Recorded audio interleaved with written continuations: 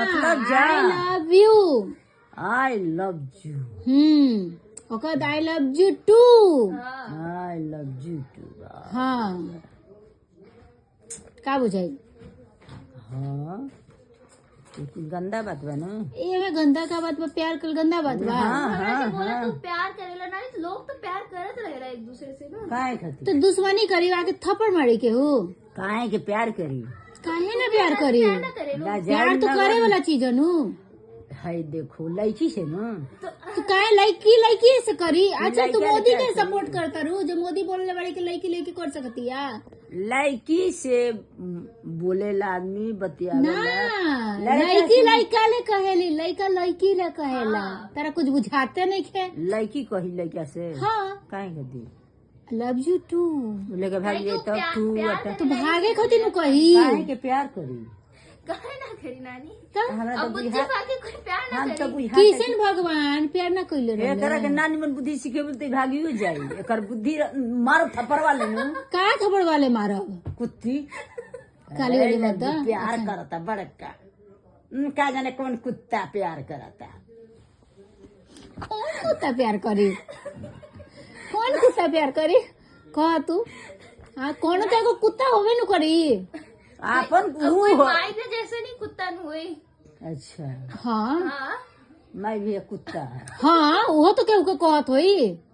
ई ऊ के करा के कह दू त मर्दाना। हाँ तू मर्दानी नु कही मौगी के। ई नानू कही अब काहे ना कही का बात तू कइलू? ई लड़की नु है सपोर्ट ना देनु। काहे ना करी? लड़की के नाम हम नहीं करत नानी, कोई और मर्दाना कोई और कर। आ तारा जो बुढ़वा कहत रहुए का आई लव यू कौन बुढ़वा कहता है?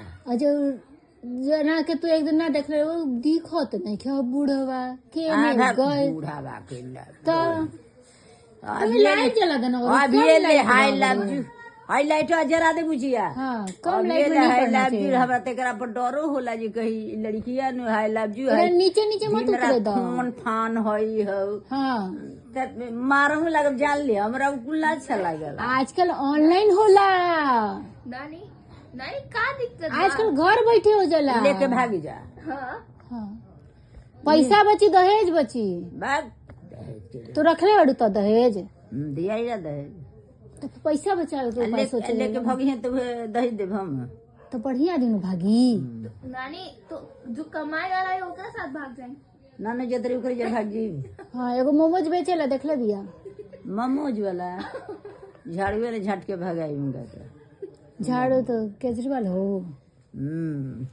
तनी ढंग बुद्धि सीखा।